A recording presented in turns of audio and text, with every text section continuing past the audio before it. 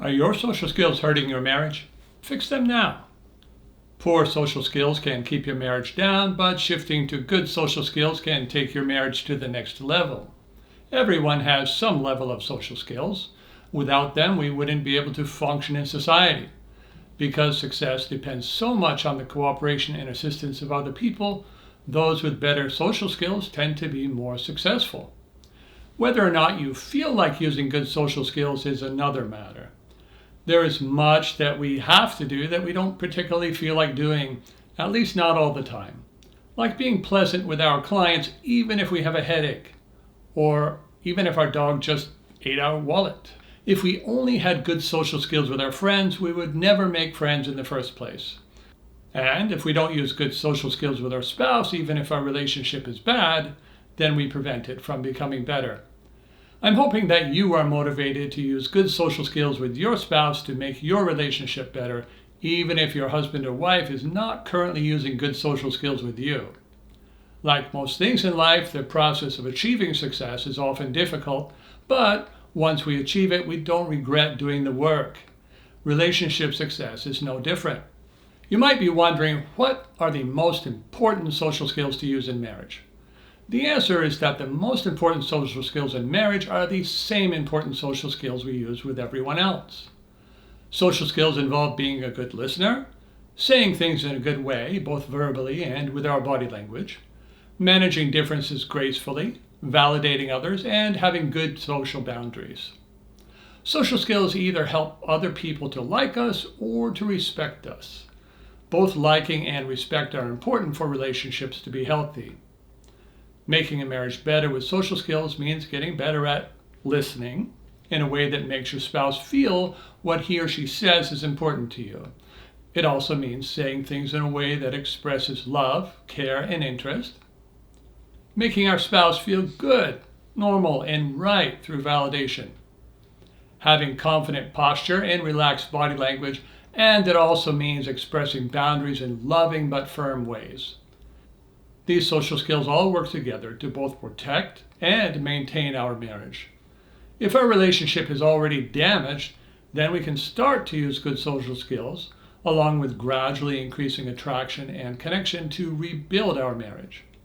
When a couple meets for the first time, they are typically at their best in terms of using social skills. They're trying to get along, make a good impression, and are careful not to be offensive. They give compliments, they express appreciation, they listen with smiles and nods. It does take some effort to do that for people who are not naturally like that, but it can pay off in terms of getting a much better catch than could be had by being obnoxious and rude. Once relationships become committed, people drift back to their baseline behavior. This is fine as long as their baseline behavior provides enough appreciation and validation. For some people, their baseline behavior does not include good listening, validation, appreciation, or compliments. This makes them less enjoyable as time goes on. Many people who are good at new relationships but bad at long-term relationships have this problem. Let's put this in a different perspective.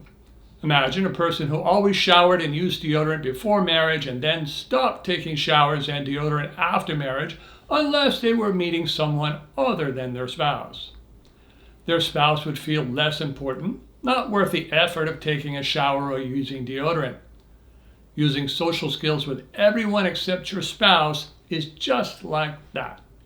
Although I can understand wanting to just be who we are without making any effort, that can truly only be done by people who live alone and only while at home.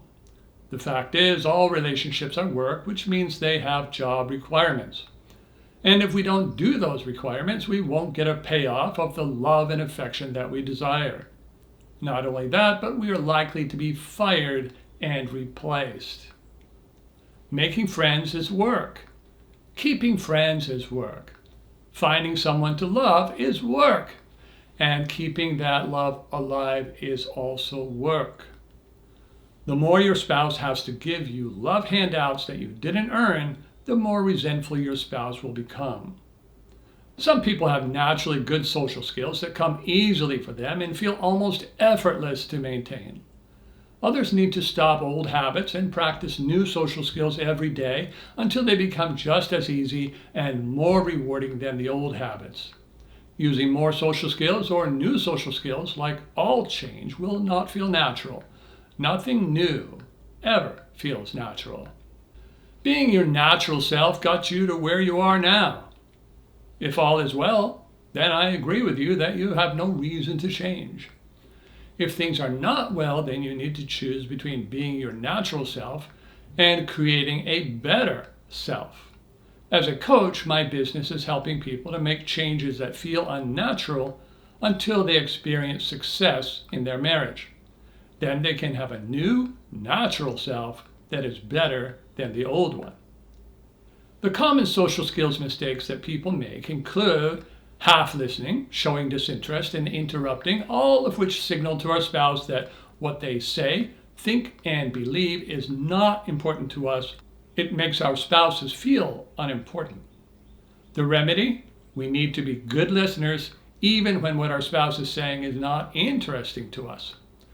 Speaking with a harsh voice, being all business, lacking in validation, without saying things in a way that will help our spouse to enjoy us as people and not just as partners is another social skills mistake. The remedy for this is we need to talk not just to provide information or to express ourselves, but to interest our spouse and to create enjoyable interactions. Another mistake is using body language and tone of voice which shows disinterest or antipathy toward our spouse. What's the remedy? The more we can love and appreciate our spouse in our heart, the more our body language will fall in line, just like when we were first dating. Another social skills mistake is challenging differences when they don't really matter and failing to validate differences even when they do matter. This will make us come across as harsh, punitive, and controlling. The remedy? We need to be able to agree and empathize in the midst of differences. We must make our spouses feel loved, even when we don't like their behavior or have to use boundaries. Another social skills mistake is failing to resolve conflicts with peaceful and fair methods. The remedy? We have to use good problem-solving methods to work through differences and create win-win outcomes. When that's not possible, we need to have a way to compromise without needing to fight first. And if all else fails, then we need to use good boundaries. There never comes a time for arguing. Arguing does not add anything good to the problem-solving process. In Connecting Through Yes, my book on agreeing, I have a chapter on problem solving if you need to learn how to do that. If these social skills mistakes strike close to home, don't despair. It's never too late to improve your relationship.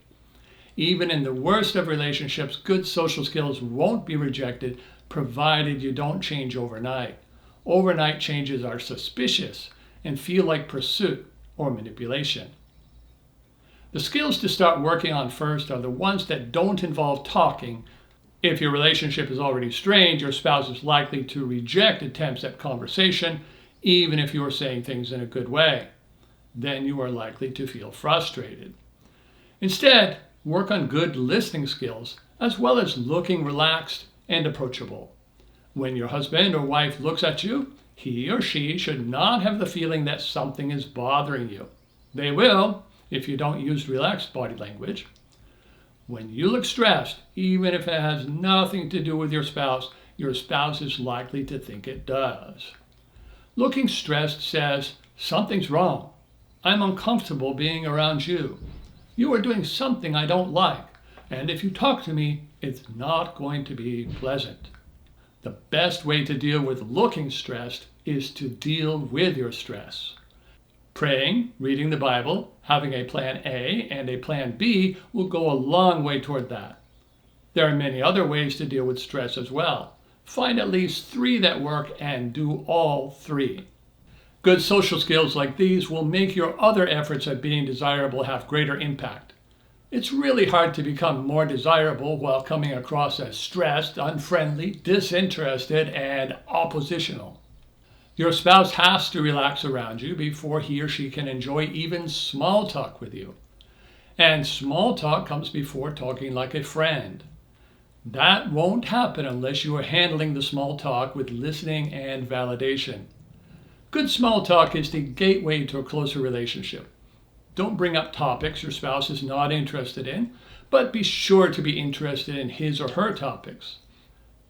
These requirements never change. They're the same in your first year of marriage as in your 25th.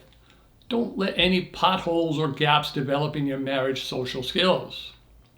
Filling in gaps in social skills is a common part of marriage coaching since they help a rejecting spouse to feel more relaxed, develop trust, and shift to being more positive about the relationship.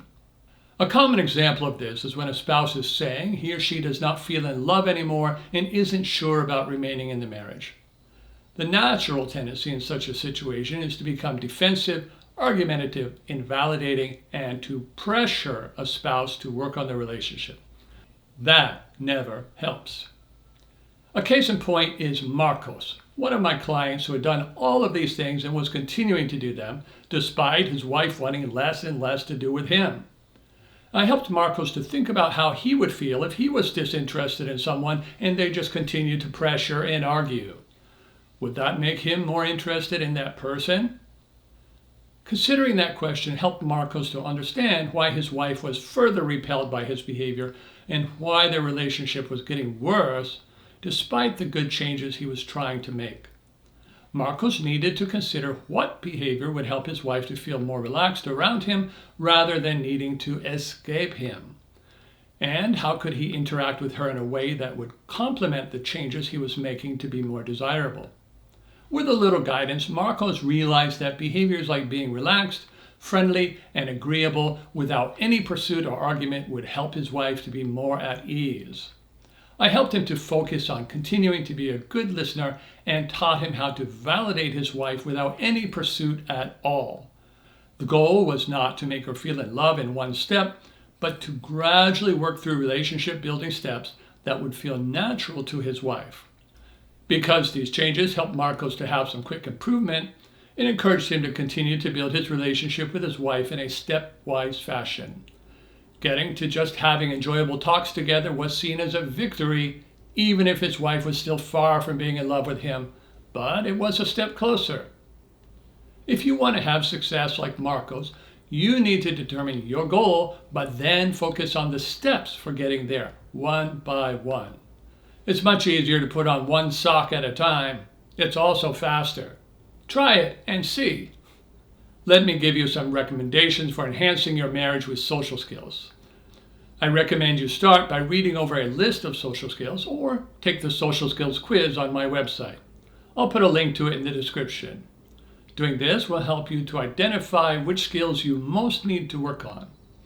If you're already good at all the social skills, that's a good thing to know too. As with everything else, don't ask your spouse about your social skills and don't tell your spouse you are working on social skills. Pointing out changes is not helpful for relationship building. What is helpful is to gradually change in ways that help your spouse to enjoy your relationship more without his or her really being able to say why. Then the change in his or her feelings will seem more natural and work better for creating emotional connection. Telling people you are using a pimple concealer will not help you to be more attractive. Working on social skills will not fix all the problems in your relationship. However, they will help you to build or reconcile more easily with the other changes that you are making. Work on having a healthy mindset along with your social skills development. I recommend you work on prioritizing your relationship with God first, spouse second, children third, and then others. This matches what the Bible teaches us and will help you to have a healthier and happier life. The idea that you have to love yourself before you can love others is a social lie which is counter to what the Bible teaches. It is loving God and others which will help you feel better about yourself. In the words of Jesus, love the Lord your God with all your heart and with all your soul and with all your mind. This is the first and greatest commandment, and the second is like it. Love your neighbor as yourself. All the law and the prophets hang on these two commandments. That's from Matthew chapter 27, verses 37 to 40 of the NIV. You will never feel bad about loving your spouse, but you will feel bad if you don't. And eventually you'll have regrets if you could have loved more and didn't. All of my clients have this regret when faced with their spouse's rejection. Love isn't just a feeling. It's also doing what makes your spouse feel loved. And part of that is using good social skills with your spouse more than with anyone else.